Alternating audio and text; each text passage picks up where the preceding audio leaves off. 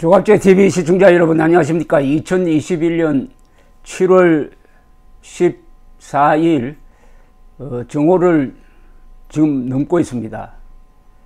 문재인 대통령이 하는 인사나 정책에서 이해가 안 된다는 사람들이 많은데, 그 이해가 되는 방향으로 해석하는 방법이 딱 하나 있습니다. 모든 정책의 기준을 김일성, 김정일, 김정은에 두고 있습니다. 쉽게 말하면 김일성 세력에 유리한 것은 하고 김일성 세력에 불리한 것은 안 한다.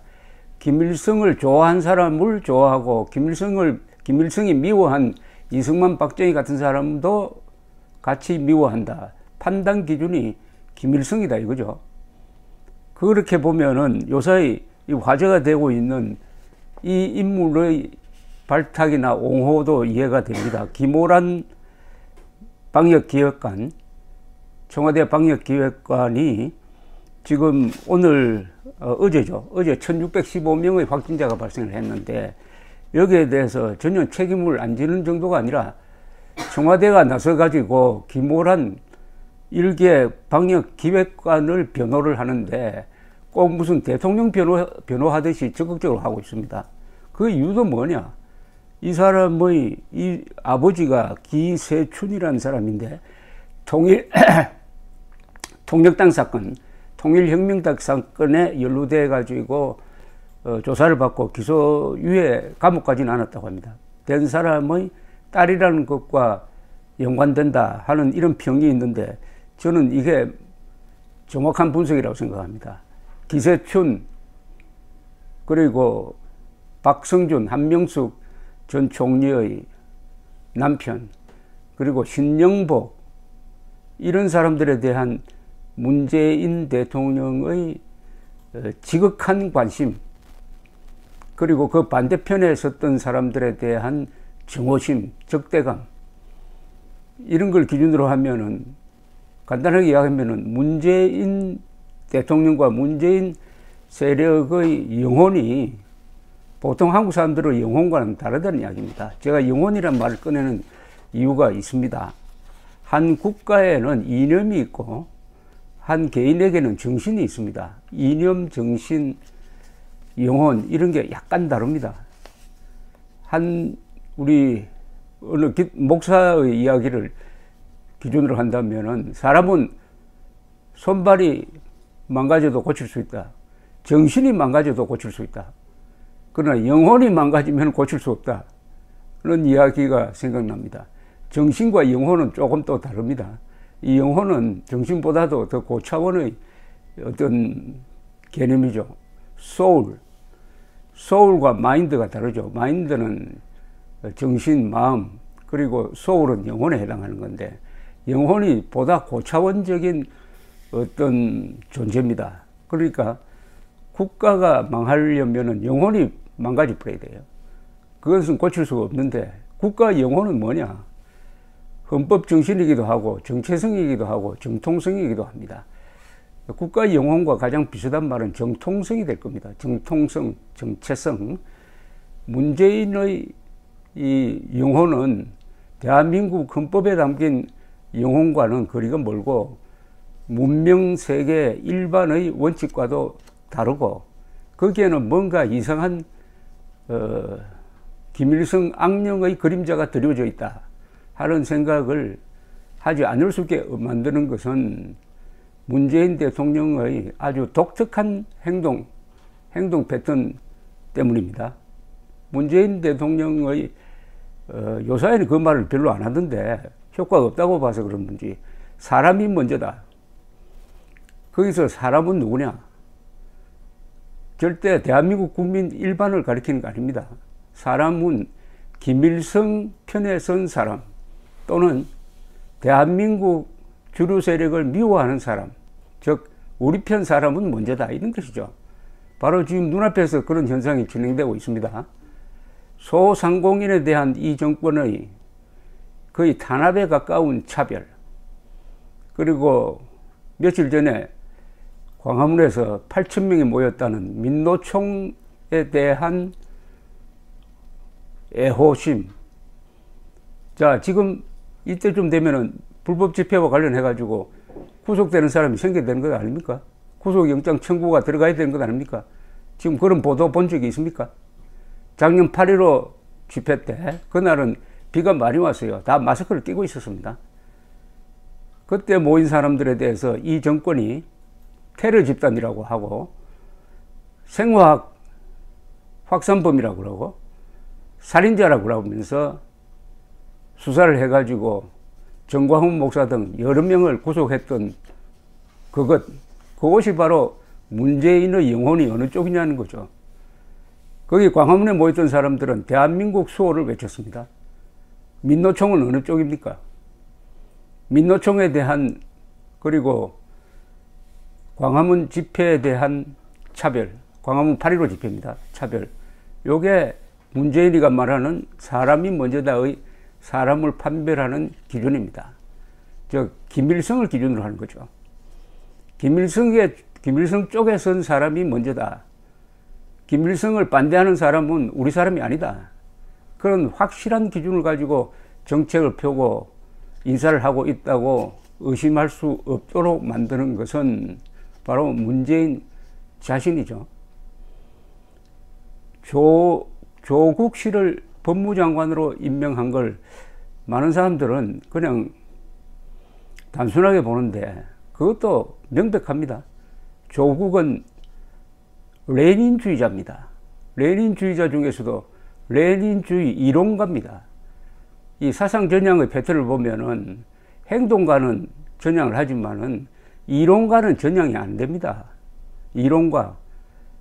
이 사람이 쓴 논문을 읽어보면은 스탈린, 레닌, 마르크스, 요 사람을, 이 세 명을 하나의 이 스승으로 여기는 듯한 표현이 여러 군데 나옵니다. 그런데 청문회 과정에서 사회주의적 생각에서 벗어났느냐고 해명할 기회를 주어도 조국 씨는 전향했다는 말을 끝내 하지 않았습니다. 우리 헌법체제 안에서도 사회주의적 정책을 펼 수 있다는 황당한 이야기를 하는 걸로 그쳤습니다. 그러면 이 김보란, 조국, 신영복, 박성준 이런 사람들에 대한 생각, 그러면은 문재인 머리에 들어간 문재인 씨의 영혼에 드리워진 김일성의 악령이 결국 대한민국의 영혼에도 크나큰 악영향을 주어가지고 지금 이런 위기를 만들었다, 이렇게 볼 수가 있습니다. 대한민국의 3대 국가기관이 있어요. 국가지도부를 형성하는 청와대 문재인, 더불어민주당이란 장명은 신영복이가 했다고 문재인 대통령이 자랑한 적이 있습니다. 그리고 국가정보원의 영혼을 담은 원훈석의 글씨를 김일성주의자 신영복 글씨체로 새겨 넣었습니다. 그러면 청와대, 민주당, 국정원이 대한민국의 지도부 사령탑입니다. 그 사령탑에 김일성의 그림자가 드리워져 있다. 문재인 정권의 모든 행동은 그 기준으로 평가하면은 정확하게 구별이 됩니다. 왜 한일 관계를 이렇게 파탄내느냐? 한일 관계를 파탄내는 것은 한일 관계를 파탄내면은 한미일 동맹이 작동하지 않는다, 이런 것 아니겠습니까? 그리고 왜 북한의 핵무장에 대해서 아무런 위기의식을 느끼고 있지 않느냐? 오히려 안전한 대한민국에 있는 원전에 대해서는 위기의식을 느끼면서 공포감을 느끼면서 북한 핵에 대해서는 전혀 위기의식을 느끼지 않고 위험하다고 생각하지 않아요. 그러니까 사드 추가 배치도 하지 않겠다고 시진핑에게 약속한 것 아니겠습니까? 요거 하나죠. 김일성이가 만든 것은 그게 뭐든지 좋은 것이고, 대한민국이 만든 것은 그게 문명의 이익이라도 위험한 것이다. 세계에서 가장 안전하고 가장 효율적으로 관리되는 원자력 발전소는 위험하니까 없애버려야 하고, 북한의 핵폭탄은 그게 위험하지 않다. 그걸 위험하지 않다고 말은 하지 않아요. 그러나 하는 행동은 사드 배치를 하지 않는다는 것은 더구나 수도권에 위험하지 않다는 이야기 아닙니까? 위험하지 않으니까 그런 일을 하는 것 아닙니까? 더구나 뭐 화재, 지진 대피 훈련은 하면서 핵미사일 날아왔을 때 대피 훈련을 한 적이 있습니까? 지금 김부겸 국무총리가 담당 장관이었을 때 그렇게 하면은 국민들을 불안하게 하니까 대피 훈련, 핵미사일 대피 훈련을 하지 않는다고 했습니다. 그럼 세월호 때 그 참사 원인 중에 하나가 대피 훈련을 하지 않는 것인데, 그럼 배를 탄 사람이 대피 훈련을 하면은 그 승객들이 불안하게 하니까 대피 훈련을 하지 않는다. 그럼 타이타닉 같은 일이 벌어지는 것 아닙니까? 사람이 먼저다는 우리 사람이 먼저다. 더 구체적으로 말하면 김일성 편에 선 사람이 먼저다. 그 말은 대한민국 편에 선 사람은 사람이 아니라는 거죠.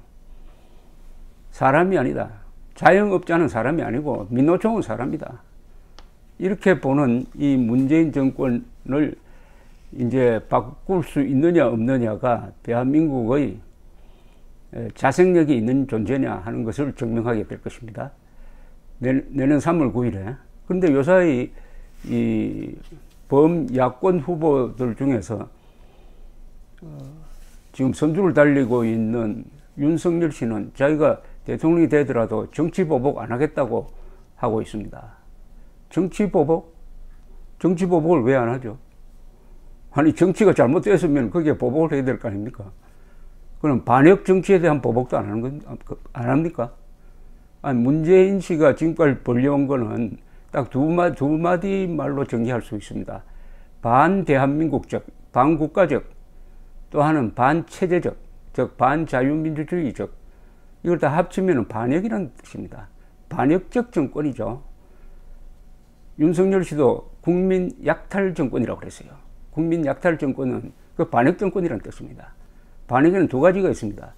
적편을 드는 반역이 있고, 하나는 체제, 자유민주주의 체제를 부숴버리겠다는 반역이 있습니다. 이 두 반역을 지금 문재인 정권이 지난 5년 동안 줄기차게 해온 것 아닙니까?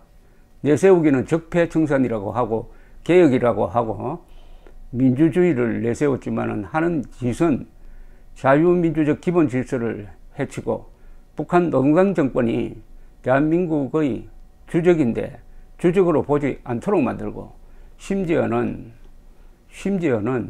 김정은을 보호하기 위해서 대한민국 국민들의 표현의 자유라는 기본권을 해치고, 이 정도면 말 다 한 것 아닙니까? 그런데 이런 행동에 대해서 법적 잣대를 들이지 않고 선심 쓰겠다? 정치 보복 안 하는 게 그 누구를 위해서 안 하는 겁니까? 그리고 그게 왜 정치 보복입니까? 정치 보복이라는 말을 남이 쓴다고 해가지고 우리가 그냥 받아 써가지고 정치 보복 안 하겠다고 하면 안 되죠. 엄정하게 심판하겠다고 해야죠. 대한민국 헌법이 살아있으니까. 헌법이 살아있는데 문재인 정권의 그동안의 반역적 행위, 혐의에 대해서 조사도 하지 않고 그냥 넘어간다면은 또 다른 문재인 시즌2, 시즌3가 나올 것 아닙니까? 우리 세계사를 아무리 뒤집어 봐도 지금 문재인 같이 행동한 사람을 찾아내기는 매우 어렵습니다. 이런 세계, 그야말로 7대 강국에 들어가는 대한민국 아닙니까? 1인당 국민소득 3만 달러 이상, 그리고 인구가 5천만 명 이상이고, 또 민주주의를 하는 나라, 이 세 가지 기준으로 하면은 세계에서 7나라밖에 없습니다. 미국, 일본, 독일, 영국, 프랑스, 이탈리아, 한국. 이런 나라를, 근사한 나라를 만들어낸 사람들을 몽땅 적폐 세력으로 모는 자가 김정은 앞에 가서는 대한민국 대통령이 아니고 남쪽 대통령이라고 사칭하고, 김정은을 국무위원장이라고 떨어가지고 대한민국 헌법을 위반하고, 같은 연설에서 김정은을 민족의 지도자인 것처럼 축켜 세운 이런 영혼이 망가진 이런 행동을 한 사람을 상대로 정치보복 안 하겠다 해가지고 표를 얻겠다, 절대 표가 되지 않을 것이라고 생각합니다. 윤석열 씨가 요새 하는 행동은 꼭 논설위원처럼 하고 있습니다. 여기저기 다니면서 대담해가지고 좋은 말 알려주고 그렇게 함으로써 자신이 합리적인 사람, 좌도우도 아니다 뭐 이런 걸 과시하려고 하는지는 모르겠습니다만, 그런 한가한 자세로는 이번 대통령 선거에서 이기더라도, 이기기도 어렵겠지만 이기더라도 이긴 게 아무 의미가 없어진다 이겁니다. 이명박 대통령이 약 500만 표 차이로 2007년 대선에서 이겼지만은 그 자기의 역사적 역할을 망각하고 2008년 5월 광우병 난동이 일어났을 때 그게 기가 꺾여가지고 그 뒤에 종북 좌익 척결이라는 역사적 사명을 포기한 그 대가는 지금 이명박 대통령이 감옥에 있는 걸로 결산이 되고 있습니다. 이 공산주의자 또는 유사 공산주의자와의 대결에서 가장 위험한 게 온정주의입니다. 공산주의자는 우리를 사람으로 보지 않습니다. 그러면 우리가 공산주의자를 사람으로 보고 대우하는 게 그게 정상일까요? 인간만큼 잔인한 동물이 없습니다. 유대인 학살 600만 명, 그리고 스탈린, 모택동, 김일성 류의 이 공산주의자에 의해서 학살된 사람이 1억이 넘는다고 합니다. 이 사자나 표범이 동족을 몇십만 명 물어 죽입니까? 왜 인간이 이렇게 잔인해지느냐? 바로 거기에 이념, 악마적 영혼이 들어가고 악마적 이념이 들어가는 거죠. 대한민국은 지금 간단하게 이야기하면 김일성 악령에 씌워진 나라입니다. 아무리 지체가 건강하고 해도 결국은 미치게 되어 있습니다. 이대로 가면 결국 대한민국은 미치게 되어 있어요. 정신분열 현상을 현재는 지금 보이는 게 정신분열 현상입니다. 정신분열 현상은 똑같은 인격체가 하루는 악마처럼 행동하고 그 다음 날은 천사처럼 행동하는 걸 우리가 정신분열이라고 합니다. 그건 중간 단계예요. 그 마지막 단계 가면은 악마화 되든지 구제되든지 둘 중에 한 길입니다.